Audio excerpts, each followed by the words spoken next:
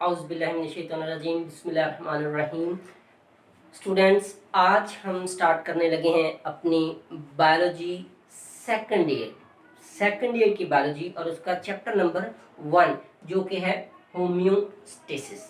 Okay, तो ये start करने से पहले तमाम स्टूडेंट्स को बहुत बहुत मुबारक, कंग्रेचुलेशन कि आपने बहुत हार्ड वर्किंग की फर्स्ट ईयर में और अब आप प्रमोट हो चुके हैं सेकंड ईयर में। और उम्मीद करता हूं कि आप स्टिल उसी तरह हार्ड वर्क करते रहेंगे जैसा कि आपने फर्स्ट ईयर में किया। और इंशाल्लाह अल्लाह ताला की ज़ात से पुरुमीद रहें, नमाज पढ़ते रहें और दुआ करते रहें कि अल्लाह पाक आपको आपकी हार्ड वर्किंग का जो रिवार्ड है वो अच्छे नंबरों की सूरत में ज़रूर देंगे।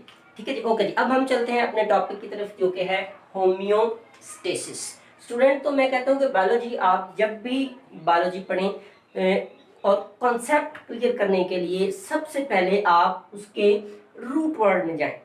ठीक है, एक कॉन्सेप्ट के आप जो एक टाइटल है उसको अगर आप अच्छे तरीके से समझ लेते हैं ना, तो उससे आपका 50% कॉन्सेप्ट जो है वो क्लियर हो जाता है। फॉर एग्जाम्पल, आज हम पढ़ने लगे हैं होम्योस्टेसिस। तो अगर हम देखते हैं कि होम्योस्टेसिस का मीनिंग क्या है, ठीक है, उर्दू में या हिंदी में ये होम्योस्टेसिस सॉरी होम्योस्टेसिस का मतलब क्या है, तो हमें काफी हद तक कॉन्सेप्ट समझने में मदद मिलती है। तो अगर हम देखें वर्ड होम्यो का, कि जो होम्यो है इसका मीनिंग क्या है उर्दू में या हिंदी में, तो वो है जी सेम।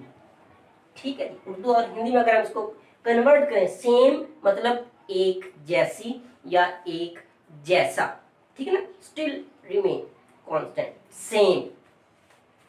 स्टेसिस, ठीक है, स्टेसिस को आप स्टिल भी कह सकते हैं, ठीक है जी, और इसको आप कंडीशन भी कह सकते हैं। ठीक है, स्टिल या कंडीशन। अब आप देखें तो इससे हमें क्या समझ आ रहा है, होम्योस्टेसिस यानी कि एक जैसी कंडीशन, एक जैसी सूरत हाल।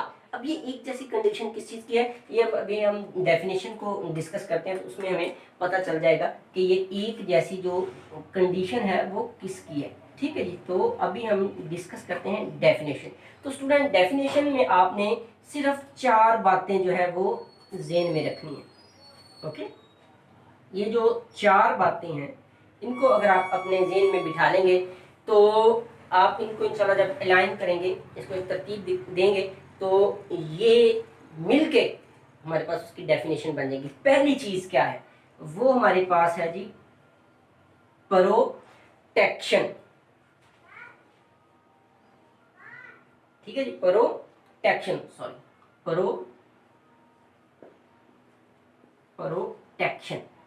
पहला वर्ड हमारे पास क्या है, प्रोटेक्शन, मतलब कि हिफाजत करना। क्या चीज, हिफाजत करना। दूसरी चीज, किस चीज की हिफाजत, अब ये हिफाजत कर रहा है ना जी, किस चीज की हिफाजत कर रहा है, ये कर रहा है जी इंटरनल एनवायरनमेंट की। इंटरनल एनवायरनमेंट, ठीक है जी, ये प्रोटेक्शन कर रहा है किसकी, इंटरनल एनवायरनमेंट की। प्रोटेक्शन किसकी, इंटरनल एनवायरनमेंट की। अब ये प्रोटेक्शन कर रहा है इंटरनल एनवायरनमेंट की। ये प्रोटेक्शन जो कर रहा है, ये हिफाजत कर रहा है, जाहिर सी बात है किसी न किसी चीज की तो हिफाजत कर रहा होगा ना, ये किसी चीज से हिफाजत कर रहा होगा। तो वो चीज क्या है, हार्म्स फ्लक्चुएशन। क्या है जी, हार्म फ्लक्चुएशन, हार्म फ्लक्चुएशंस। ठीक है जी, क्या है जी हमारे पास, हार्म फ्लक्चुएशन। अब ये हार्म फ्लक्चुएशन मौजूद कहां पे है, ये मौजूद है एक्सटर्नल एनवायरनमेंट में।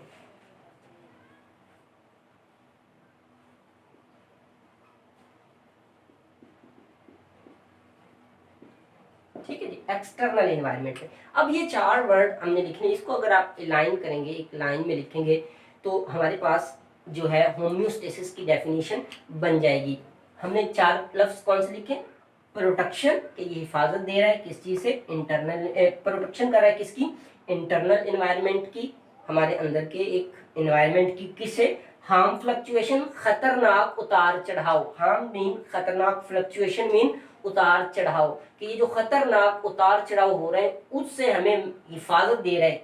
वो हार्मफुल फ्लक्चुएशन आ कहाँ पर रही है, एक्सटर्नल इन्वायरमेंट में। अब हम इसके अगर डेफिनेशन बनाना चाहें तो यहां से हम एक इसकी डेफिनेशन जो है वो अखज कर सकते हैं, और वो क्या होगी कि homeostasis is defined is the as the protection of internal environment by the harm fluctuation of the external environment is known as homeostasis। के अंदर के environment की बाहर के environment के मुताबिक जो हम हिफाजत करते हैं उसको हम क्या नाम देते हैं, होम्योस्टेसिस देते हैं। और ये एक होम्योस्टेसिस ऐसा प्रोसेस है हमारी बॉडी के अंदर जिसकी वजह से हमारी जो बॉडी है वो नॉर्मल फंक्शनिंग करती है। अगर ये अपना काम छोड़ दे तो हमारी बॉडी में बहुत सारे बिगाड़ पैदा हो जाएंगे। वो कैसे, ये हम अगले लेक्चर में जो है वो डिस्कस करेंगे कि होम्योस्टेसिस के एडवांटेजेस क्या है हमारी बॉडी में और इसके डिसएडवांटेजेस क्या है। ठीक है, आई होप सो आपको यहाँ तक समझ आ गई होगी। अब हम देखते हैं इसमें दोनों चीजों में जो एक बात आई है वो आई है इंटरनल इन्वायरमेंट, ठीक होगा जी, और दूसरी हमारे पास आई है एक्सटर्नल इन्वायरमेंट। एक चीज इंटरनल इन्वायरमेंट और एक्सटर्नल इन्वायरमेंट, यानी कि यहाँ पे हम लिख लेते हैं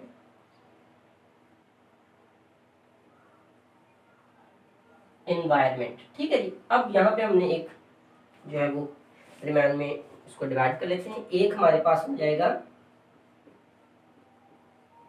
इंटरनल इन्वायरमेंट और एक हमारे पास हो जाएगा एक्सटर्नल इन्वायरमेंट। ठीक है जी, अब ये जो हमारे पास इंटरनल इन्वायरमेंट है ये क्या है, ये हम यहाँ पे लिख देते हैं कि इंटरनल इन्वायरमेंट में क्या आएगा। इंटरनल इन्वायरमेंट में इनसाइड द बॉडी, हमारी बॉडी के अंदर का टेम्परेचर भी हो सकता है। ठीक है जी, उसमें इनसाइड द सेल, एक सेल के अंदर का टेम्परेचर भी हो सकता है। ठीक होगा जी, उसमें इनसाइड द टिश्यू, एक टिश्यू के अंदर का एनवायरनमेंट हो सकता है। ठीक है जी, एक ऑर्गन का हो सकता है और इस तरह एक ऑर्गेनेली के अंदर का टेम्परेचर भी हो सकता है।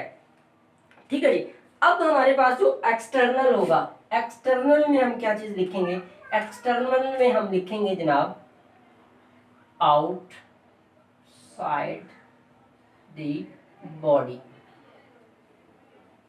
ठीक है, आउटसाइड द बॉडी, कि हमारी जो जिस्म है उसके बाहर का जो टेम्परेचर होगा वो सारा का सारा एक्सटर्नल टेम्परेचर में आएगा। अब इस एक्सटर्नल टेम्परेचर में एक्सटर्नल एनवायरनमेंट में क्या हो सकता है, ये दोनों सूरतें हैं एनवायरनमेंट की, एक्सटर्नल और इंटरनल। इसमें हम जो है वो टेम्परेचर भी रख सकते हैं, ठीक होगा जी, दर्जा हरारत भी रख सकते हैं, इसमें हम जो है वो एयर भी रख सकते हैं। ठीक है, इसमें हम प्रेशर भी कंसीडर कर सकते हैं और इसमें हम जो है वो पीएच नहीं आएगा, इसमें हम ह्यूमिडिटी, ठीक है, ह्यूमिडिटी, ये हमारे पास एक्सटर्नल टेम्परेचर होगा।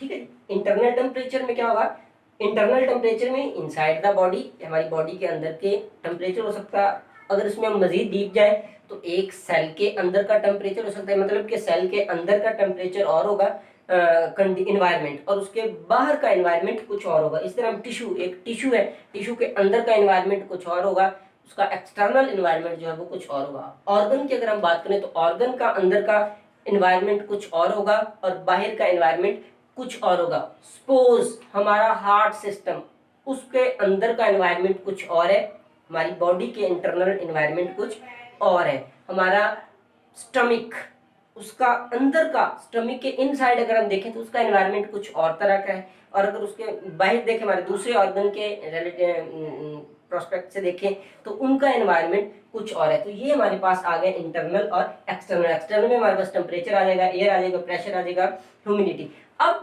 ये एक्सटर्नल एनवायरनमेंट जो है ये अफेक्ट करता है इंटरनल एनवायरनमेंट को।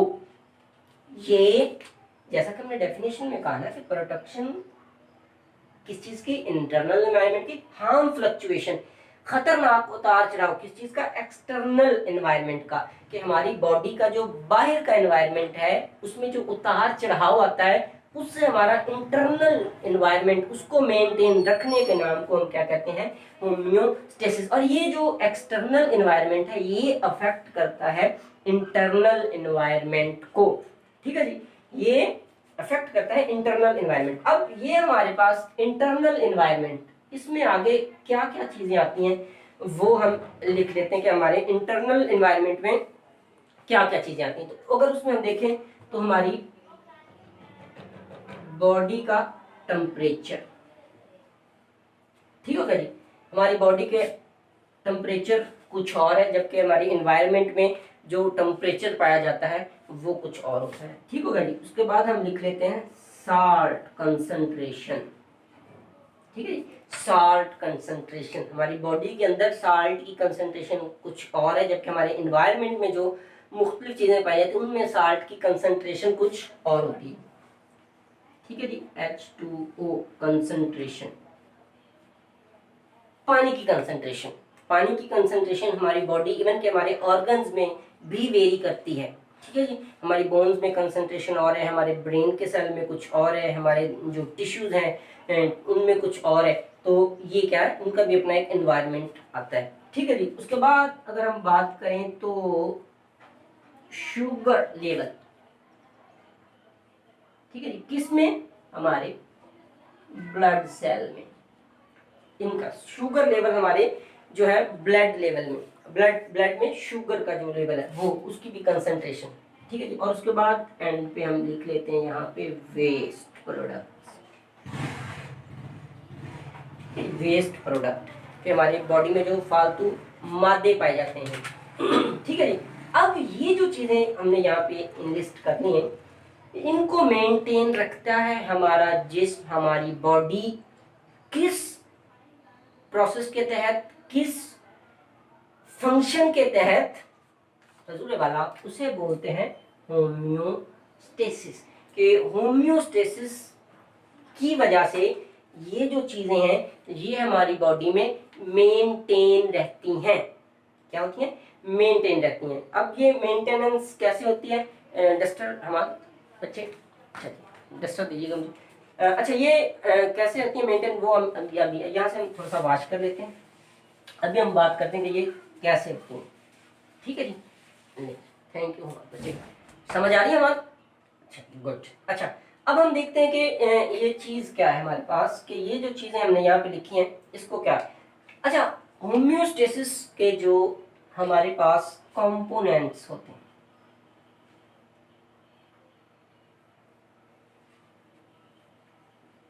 कंपोनेंट्स ऑफ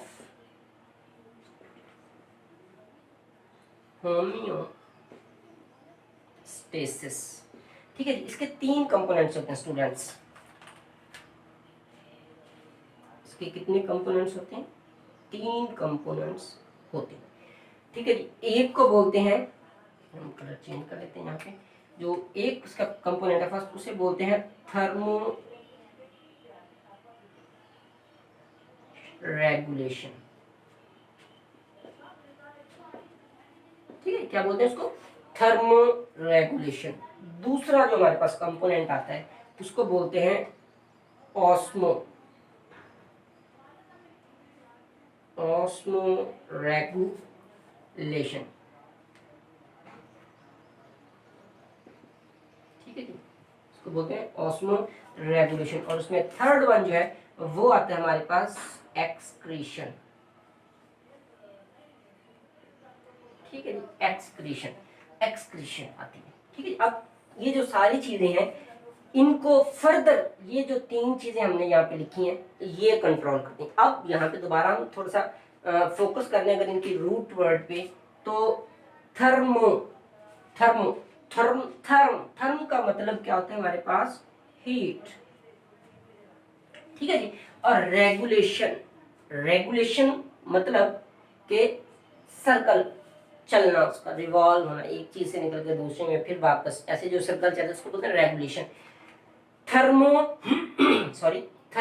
रेगुलेशन की, यानी हीट का हमारे अंदर जो सर्कल चलता है, मेंटेनेंस रहती है, उसको बोलते हैं थर्मो रेगुलेशन। फॉर एग्जाम्पल, यहाँ पे हम इसकी जो एक एग्जाम्पल भी डिस्कस कर लेते हैं। थर्मो का मतलब होता है हीट। अब हीट क्या होगी, या हमारी बॉडी में ज्यादा होगी, ठीक है जी, या फिर ये कम होगी, ठीक है जी, या ये ज्यादा होगी या फिर ये कम होगी। सपोज दैट, यहाँ पे हम देख लेते हैं कि ये हम यहाँ पे एक बंदा बना लेते हैं जी, एक लें जी, ये हमारे पास एक ह्यूमन है, इसकी बॉडी का जो टेम्परेचर नॉर्मल होता है वो होता है 37 डिग्री सेल्सियस। ये बात हम कर रहे हैं एक हॉट सीजन की, जैसा कि आजकल गर्मियों का सीजन चल रहा है। अब ये बंदा क्या हुआ, निकला, इसको डायरेक्ट एक्सपोजर हुआ सन के साथ, धूप के साथ, जब इसका एक्सपोजर हुआ तो ये क्या हुआ, इसका जो बॉडी का टेम्परेचर है वो 37 से बढ़कर क्या हो गया, 38 डिग्री सेल्सियस हो गया, 1 डिग्री बढ़ गया, ठीक है जी। अब क्या होगा, हमें पता है कि हमारी जो बॉडी है, ये यहाँ पे मैं रेड सर्कल कर देता हूँ कि ये इसके लिए खतरे का निशान है। 37 पे हमारी बॉडी जो है वो नॉर्मल फंक्शनिंग नहीं करेगी, उसमें बहुत सारे जो है वो खराबियां पैदा हो सकते हैं अगर कॉन्टिन्यूसली ये टेम्परेचर आ। तो अब होता क्या है, इसको होम्योस्टेसिस कंट्रोल कैसे करता है, वापस 37 पे कैसे लेके आता है। अब जैसे ये 37 हुआ तो इसको हमारे सेंसरी रिसेप्टर्स जो है वो इसको सेंस करते हैं, जो कि हमारी स्किन में मौजूद होते हैं। अब वो क्या करते हैं, वो मैसेज भेजते हैं सेंट्रल नर्वस सिस्टम को कि सर हमारी बॉडी का जो सेल्स का टेम्परेचर है वो 37 से बढ़कर 38 हो चुका है, जो कि हमारे लिए हार्मफुल है। अब हमारा दिमाग जो सेंट्रल नर्वस सिस्टम वापस रिस्पॉन्ड करता है हमारे स्किन सेल को कि आप स्वेटिंग करो, जल्दी से स्वेटिंग करो। अब क्या होता है कि स्वेटिंग जब होती है तो स्वेटिंग से हमारा जो बॉडी का टेम्परेचर है वो कूल डाउन होने लगता है। अब खड़े हम कहाँ हैं, हम जो है वो एनवायरनमेंट में, धूप में खड़े हैं। अब धूप से क्या हो रहा है, हमारी बॉडी का टेम्परेचर, अब जैसे हमें स्वेटिंग होती है, पसीना आता है, ऊपर से गर्मी बढ़ रही होती है, तो वो क्या होता है, हमारा जो स्वेट है, पसीना है, वो अवेपोरेट करता है। अब केमिस्ट्री कहती है कि जब भी, जहां भी अवेपोरेशन होगी, अवेपोरेशन काज कूलिंग, कि वो कूलिंग इफेक्ट पैदा करती है। तो जो हमारा स्वेट होगा, पसीना होगा, जैसे वो एवापोरेट करता है तो हमारी बॉडी का टेम्परेचर कूल डाउन होकर दोबारा फिर कहाँ पे आ जाता है, जो वो 37 पे आ जाता है। गॉट इट, समझ आ गई हमारा, ठीक है, जुबैर आपको भी, ओके। अच्छा, अब क्या हुआ कि वो उसका टेम्परेचर दोबारा 37 आ गया। अच्छा, ये कंडीशन थी जब हमारी बॉडी का टेम्परेचर क्या हुआ, इंक्रीज कर गया, ठीक है जी। अब दूसरी कंडीशन क्या है, सर्दियों में ये जो बंदा हमने यहाँ पे बड़ा खूबसूरत सा बनाया हुआ है, ये बंदा सर्दियों में बहुत बड़ी धुंध थी, अब ये रात सोया था, सुबह उठा है, वैसे ही इसने कोई जैकेट वगैरह नहीं पहनी और जो है वो उसकी बॉडी का टेम्परेचर वो 37 ही था। अब ये बाहर आ गया, अब बाहर जो है टेम्परेचर चल रहा था तकरीबन 35 डिग्री सेल्सियस। अब यहाँ पे तो एक ऊपर हुआ था, अब यहाँ पे 2 डिग्री इकट्ठा नीचे हो गया। अब ये जैसे ही बाहर आएगा फिर दोबारा इसकी जो स्किन है वो सेंट्रल नर्वस सिस्टम को मैसेज भेजेगी कि भाई जल्दी करो, बताओ अब हम क्या करें, हमारा तो टेम्परेचर बड़ा जल्दी से लो हो रहा है। अब सेंट्रल नर्वस सिस्टम वापस उसको रिस्पॉन्ड करेगा कि जल्दी से आप शिवरिंग स्टार्ट करो। अब वो कांपने लग जाएगा, उसके दांतों पे दांत बचेंगे।